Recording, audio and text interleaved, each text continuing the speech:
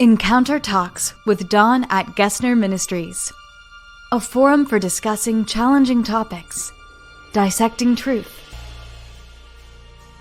discovering hope and light in a world that desperately needs revival.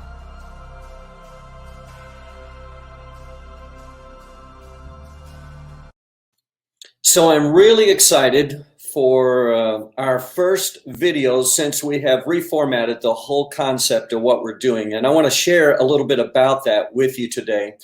But first, let me just introduce our guest. He's really not new to what we have been doing, but Wes, what I like is that we're partnering. That's sort of the brand new concept to our whole video podcast. So what's happening is on a Wednesday, Wes has a message that he has posted, and he's calling that video podcast MidWeek Encounter, a great opportunity in the middle of the week to be able to just take 20 minutes to 30 minutes and just watch a message that he's produced. And what we hope you will do is you will make some comments about it, or you will even ask questions, and then on a Friday we can look at those questions or comments that you may have provided to us, and we just take a deeper dive into the message that he did on a Wednesday.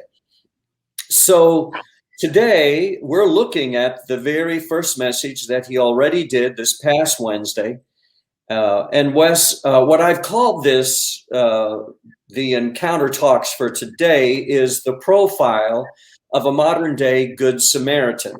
So right out of the gate, what I noticed, and it really just jumped out to me just in a personal way, what you started with, you said God is sovereign and God is in control and nothing can harm your soul if you're connected with God. And that was just an inspiring thought for me.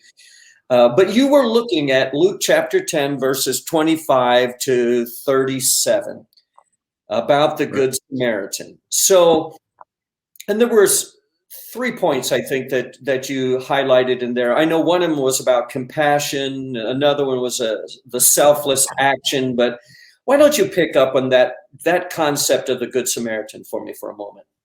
Okay. Well, the thought behind it, of course, was the thought behind Jesus telling this story to begin with, which is loaded with all kinds of little side trails. We may or may not get into that today. And I tried to stay very lean with this particular message to just look at what it means to be a neighbor. And so the focus was really on, in the words of Luke and in the translation that I used, which is the New Living Translation, Jesus said, then a despised Samaritan came along to a man that had been robbed and left beaten, laying in a ditch. And that's a very familiar story for most people. And so it was to look at what it cost that man to get involved. And just I can tell you the outline very quickly. The first one was he possessed a serving attitude, he proceeded with selfless actions, and he persevered with a sacrificial affection. And I apologize for the alliteration. I do it for myself more than anybody else because it kind of helps me think in that kind of structure. So really the idea is, what did this guy do? The backstory is, of course, you have to understand that Jesus was teaching more than just about what it means to be a Good Samaritan. He was taking some shots at the elite religious community because the first person that came by was a rabbi, the second was a temple assistant. The first person didn't even go over and look in the ditch. The second person went and looked in just long enough to rubberneck and get the details. And there's a whole side to that you know, we all know people like that. They don't want to help, but they want to know everything they can because it somehow, I guess, knowledge is power. And so in a negative way, when they know what they can about somebody's destruction or brokenness, they can talk about it. And that gives them some kind of a base of power. But Jesus really didn't get bogged. It was just subtle. He really focused on what this despised Samaritan did to help the man that was broken. And that's where I went with it, I think, more than anything.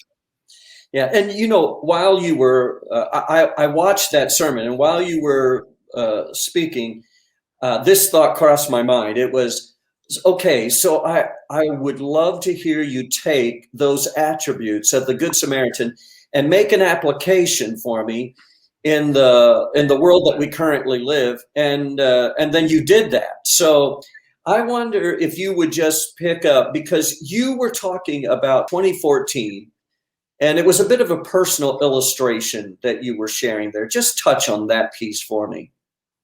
Well, it's interesting because when I posted this message, I've posted it twice now because of technical difficulties. And yesterday I posted it, and it's been seen by a lot of people. And the responses that people have sent me, either in comments on Facebook or in private messages, have been, not all, but some of them, by people who walked a similar road and have found God to be a God of mercy and grace, which was, again, a little sidebar. So at the end of the message, I, without trying to make every message about my own story, I just talked about in 2014 falling into a pretty big ditch of moral failure. And what surprised me, among other things, was the way God used some people that were unlikely characters in my life. Mm-hmm. There were people from the church and from the church world who did respond correctly, in my mind, as good Samaritans. But there were also people from the outside, mm-hmm. and some of them way outside the church, who responded as good Samaritans. And those people sort of captivate me the most. And so I kind of ended with 3 or 4 little illustrations of people that reached out to me at my lowest point, offering everything from a job to a place to live. I mean, it's just incredible. And it was an incredible story. So I think that's where I went with it. And I don't know how you want me to translate that further. I can, as to what that means, either what it meant then or what it means now to serve other people as a good Samaritan. Let's just jump ahead to the part that I thought was at the very heart of what I was interested in hearing you talk about, which is what the church's response ought to be. Because if there's any relevance from this story, it's more about how the church really should be responding in these kind of circumstances. So pick up on that for me, if you would. Okay. Well, and again, so we need to know that that I'm speaking today out of no bitterness at all. There have been times when I've been baffled by my own experience, but I want to take it broader than my story, because I've been there. I've certainly been on the side of being a person that had an opportunity to pass by on the other side, to go look into the ditch, or to get into the ditch.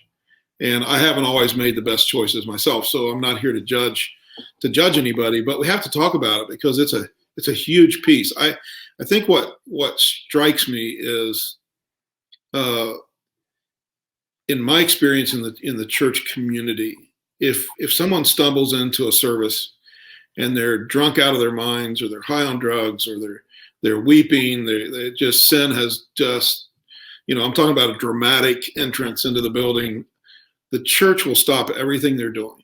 Yeah. They'll stop the service. They'll gather around that person. They'll spare nothing, mm-hmm. to help them, to respond to them, to fix them. And as long as the person keeps saying the right things and responding the right way, I mean, man, we'll take them on. We'll take them to AA. If it's an alcoholic person, we will find them a place to live. I mean, the church has that side of it. Most churches will do the right thing. If that same person 20 years later falls in the ditch, so to speak, or relapses into alcoholism, I'm just using that as an example, it could be anything. In my mind, we are woefully unprepared to know how to handle that situation. Mm-hmm. There is, oftentimes we pass by on the other side, for sure. You just don't know what to say, so you don't say anything. You don't want to deal with it. You're frustrated. You're disappointed. You might even be angry at the person for getting in the ditch. So you just abandon.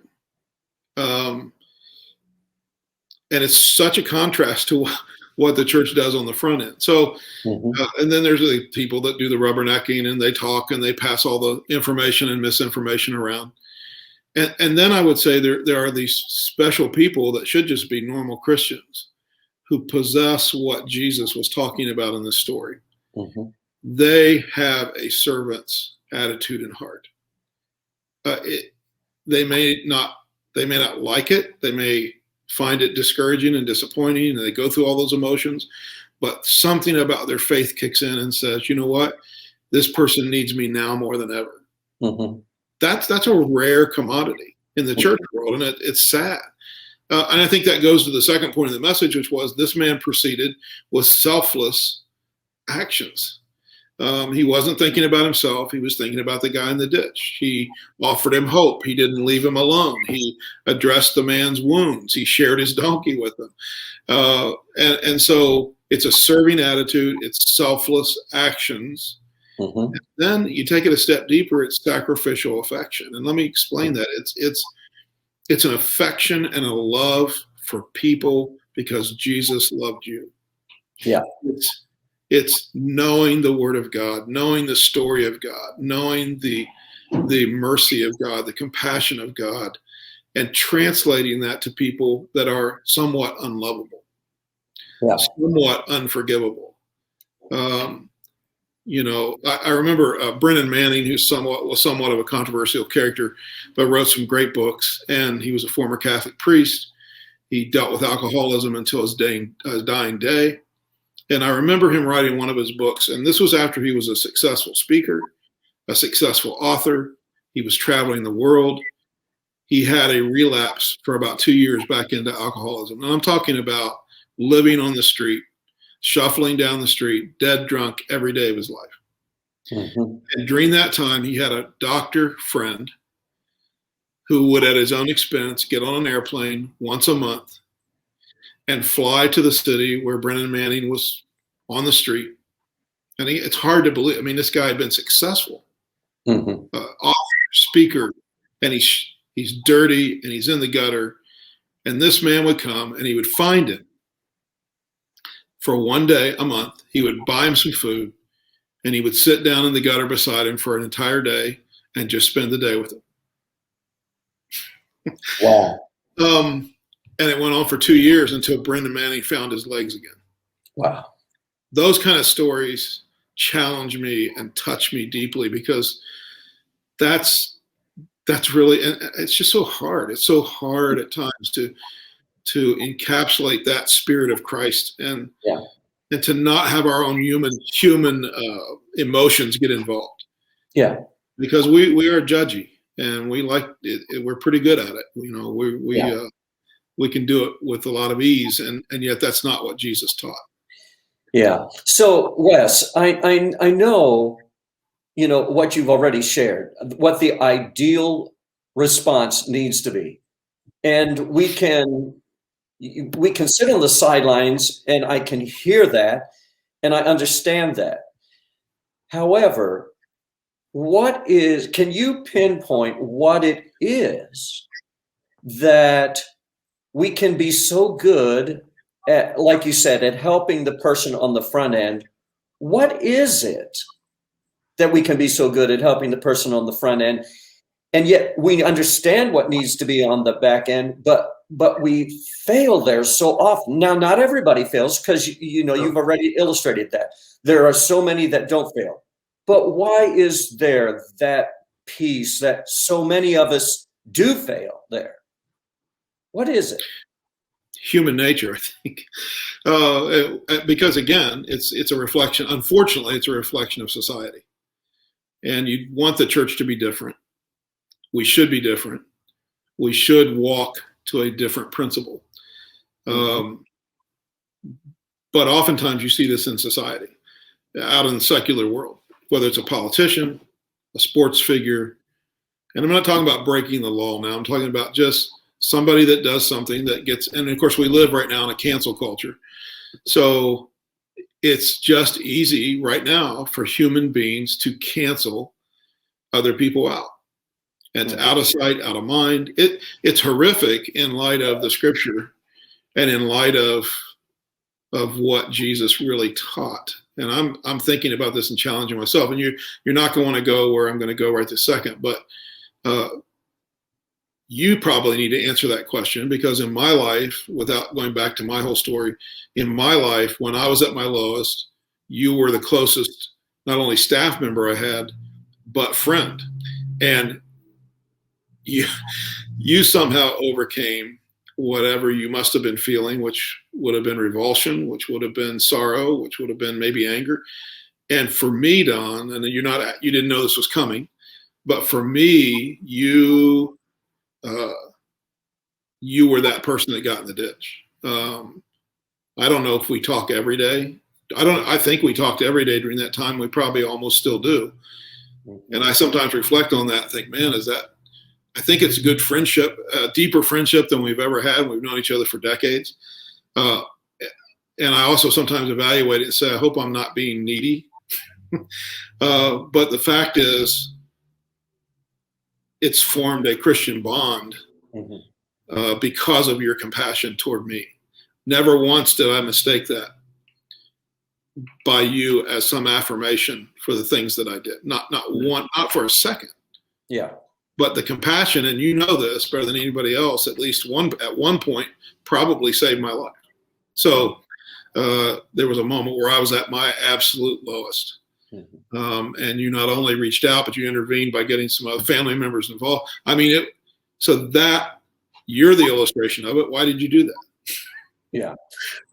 Well, you know, the piece, I guess, to it, you said, you know, you involved just sheer human behavior. And, you know, the response can be the same from the non-Christian as the Christian. But I think there is this expectation that we do expect that the Christian community would not even hesitate responding, because that's part of our DNA as a Christ follower. And yet there still seems to be that struggle that exists there. Right. I love the message that you brought on Wednesday about the Good Samaritan. And I'm going to encourage anyone that's watching this Encounter Talks today to take some time and to go back to the message and just watch the entire thing. And they can do that by going to MidWeekEncounter.com. And that's where the message is posted on your website. And these Encounter Talks will be there as well. But and both of our Facebook pages. So before we go, I want to say you didn't answer that question as to why you responded the way you did. And I'm sorry for pushing you on that. But I also want to read my friend R.D. Saunders responded to yesterday's posting with a private text. I don't think he would care if I read this, but he said, it's interesting. It seems that we would rather be known by people for having information about an accident than being known by God for going to help someone in an accident. Yeah. And I think that's profound. Yeah. You know, Wes, it's kind of hard to answer that. The fact that, you know, you're talking about me, and I don't know how to respond to that. Although if I was able to respond to the one attribute that you spoke to in the Good Samaritan, and I think the thing that drove me most was that of compassion. I was feeling for you. Yeah. But I have to evaluate that yet on a different level too, because, you know, we were friends. And so I want to know that my response doesn't have degrees to it, you know, that because you were my friend, it was easy to respond to you.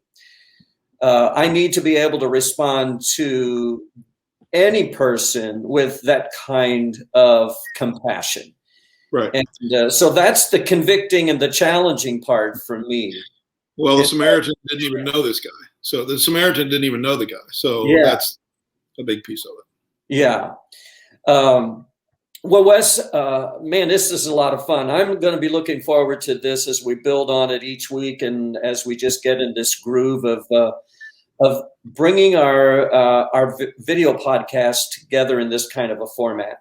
But what are you going to be talking about next Wednesday? Do you have that information available yet?